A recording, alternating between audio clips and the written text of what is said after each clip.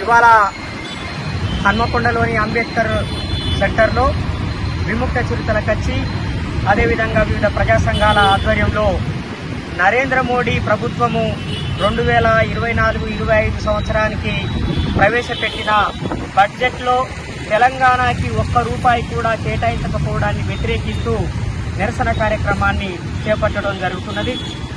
నరేంద్ర మోడీ ప్రభుత్వము ఉత్తరాది ప్రభుత్వమా లేకపోతే మొత్తం దేశానికి సంబంధించిన ప్రభుత్వమా అర్థం కావట్లేదు. గత 10 సంవత్సరాలుగా నరేంద్ర మోడీ ప్రభుత్వము లక్షలాది కోట్ల రూపాయలతోటి బడ్జెట్లు ప్రవేశపెడుతున్నది. కానీ తెలంగాణకి మాత్రం ₹1 ఇవ్వట్లేదు. అదేవిధంగా దక్షిణాదిలో ఉన్న ఇతర రాష్ట్రాలకి కూడా కేటాయింపులు చేయట్లేదు. కేవలము ఉత్తర భారతానికి, గుజరాత్కి, అదేవిధంగా బీజేపీ పాలిత రాష్ట్రాలకి తప్ప తనని వ్యతిరేకించే పార్టీలు పరిపాలిస్తున్న ఇతర ప్రాంతాల రాష్ట్రాలకి మాత్రము ఎలాంటి నిధులు కేటాయించడం లేదు. కిషన్ రెడ్డి గారు అదేవిధంగా బండి సంజయ్ గారు ఇద్దరు కేంద్ర మంత్రులుగా ఉన్నారు.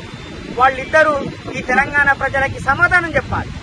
నిస్సిగ్గుగా తెలంగాణకి ఎంతో చేశాము, ఇంకా చేస్తామని చెప్పి మాట్లాడుతూ ఉన్నారు. ఈ రోజు 48 లక్షల కోట్ల రూపాయలతోటి ప్రవేశపెట్టిన బడ్జెట్ లో తెలంగాణకి కనీసం 100 కోట్లు కూడా మీరు తీసుకురాలేకపోయారు. కాబట్టి కిషన్ రెడ్డి గారికి, బండి సంజయ్ గారికి తెలంగాణ గురించి మాట్లాడే నైతిక అర్హత లేదు. తక్షణమే వాళ్ళిద్దరూ రాజీనామా చేయాల్సిందిగా విముక్త చిరుతల కచ్చి పార్టీ తరఫున, ప్రజా సంఘాల తరఫున మేము డిమాండ్ చేస్తా ఉన్నాం. రేవంత్ రెడ్డి గారు అసెంబ్లీలో చాలా స్పష్టంగా చర్చకు పెట్టారు. ఆ చర్చ నుంచి తప్పించుకొని వాకౌట్ చేసి బీజేపీ ఎమ్మెల్యేలు వెళ్లిపోవడం అనేది బీజేపీ పార్టీ ఈ తెలంగాణ ప్రజలకి జవాబుదారీగా లేదు అనే విషయాన్ని స్పష్టం చేస్తున్నది. తెలంగాణ ప్రజలు 8 ఎంపీ సీట్లు ఇచ్చారు. కానీ నరేంద్ర మోడీ తెలంగాణ ప్రజలకు ఏమి ఇచ్చాడంటే గాడిద గుడ్డు ఇచ్చాడు, గుండు సున్నా ఇచ్చాడు. కాబట్టి ఈ తెలంగాణ ప్రజలు రేపు రాబోయే రోజుల్లో అదే గాడిద గుడ్డుని, అదే గుండు సున్నాని నరేంద్ర మోడీకి, బీజేపీకి ఇవ్వాలని నిర్ణయించుకున్నారు. రాజ్పేటలో కోచ్ ఫ్యాక్టరీ పెట్టాలని డిమాండ్ ఉన్నది. ములుగులో సెంట్రల్ యూనివర్సిటీ ఏర్పాటు చేయాలనే డిమాండ్ ఉన్నది. అవన్నీ కూడా విభజన చట్టంలో పేర్కొన్న విషయాలు. విభజన చట్టంలో పేర్కొన్నటువంటి వాటిని అమలు చేయాలని తెలంగాణ ప్రజలు డిమాండ్ చేస్తున్నారు. ప్రతి బడ్జెట్ సమావేశంలో ఆశిస్తున్నారు, భంగపడుతూనే ఉన్నారు.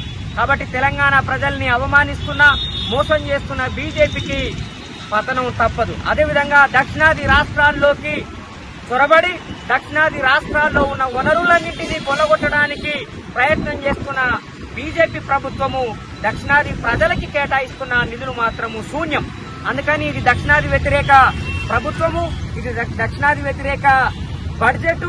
అంతేకాదు సామాజిక న్యాయానికి తూట్లు పడిచినటువంటి బడ్జెట్.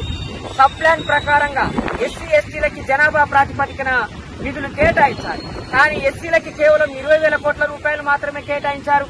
48,000 కోట్ల రూపాయల్లో 20,000 కోట్లు కేటాయించడం ఏంటి? ఎస్టీలకి కేవలము 10,000 కోట్ల రూపాయలు మాత్రమే కేటాయించారు. ఇక బీసీలకైతే దిక్కే లేదు. బీసీలకి ₹1 కేటాయించిన పాపన కూడా పోలేదు.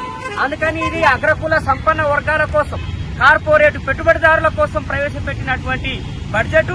ఈ బడ్జెట్ ని బీసీకే వ్యతిరేకిస్తున్నది. దక్షిణాదికి నిధులు సమానంగా కేటాయించాలి. ₹100 తెలంగాణ నుంచి కేంద్ర ప్రభుత్వానికి పంపిస్తే కేవలం ₹43 మాత్రమే మా తెలంగాణకి ఖర్చు పెడుతున్నది నరేంద్ర మోడీ ప్రభుత్వం. మరి మిగతా ₹60 ఎవరు తింటున్నారు? మిగతా ₹60 ఎక్కడ ఖర్చు పెడుతున్నారు? ఉత్తరాదికి ఖర్చు పెడతా ఉన్నారు. అంటే దక్షిణాదిని దోచి ఉత్తరాదికి పెడుతున్నారు. ఇదేనా మీ నీతి?